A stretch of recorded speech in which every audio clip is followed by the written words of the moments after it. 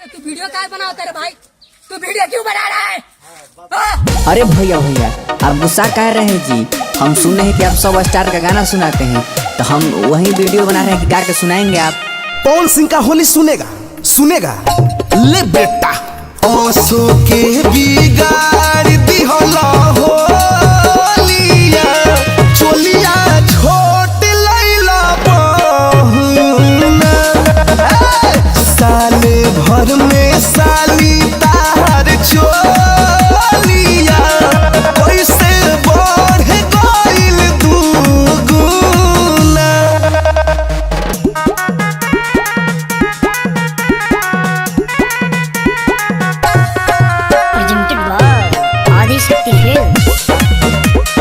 खेसारी लाल का होली सुनेगा, खेसारी लाल का सुनेगा ले बेटा 2 रुपया हो 2 रुपया 2 रुपया हो 2 रुपया चोली रंगाई दे हो 2 रुपया हो चोली रंगाई दे हो 2 रुपया हो साया रंगाई पौने 2 रुपया हो चोली रंगाई दे हो 2 रुपया साया रंगाई पौने 2 रुपया हो चोली रंगाई दे हो 2 रुपया।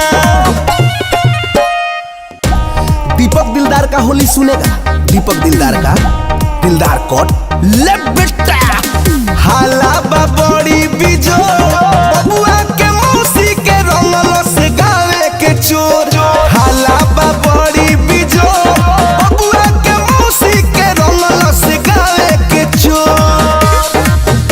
प्रमोद प्रेमी का होली सुनेगा, प्रमोद प्रेमी का सुनेगा ले बेटा ना तो निको बड़ होला ना तो निको छोट हो बिना नो पिए के सी देलो पेटी कोट हो पिया नो सिखिया नो नदी देत तू नसीहत रहो जुगे जुगे जियत रहो खूबे चोली सियत रहो जुगे जुगे जियत रहो खूबे चोली सियत रहो।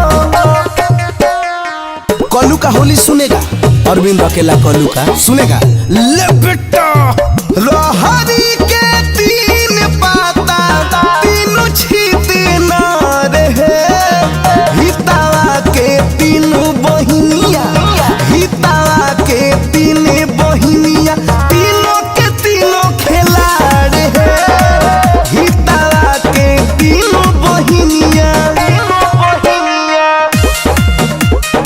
अंकुश राजा का होली सुनेगा, अंकुश राजा का सुनेगा ले बेटा सरिया करिया लाइल तो से मनवा भइल पागल बा हाय हाय हाय देवरे से दिलवा लागल बा देवरे से दिलवा लागल बा। समर सिंह का होली सुनेगा, समर सिंह का सुनेगा ले बेटा देखने में लगती है वो सिल्वा से जी देखने में लगती है वो सिल्वा से जी होलिया में जामल बाबा तोरा मौसी के बुलबुल आखरे भतीजा तोरा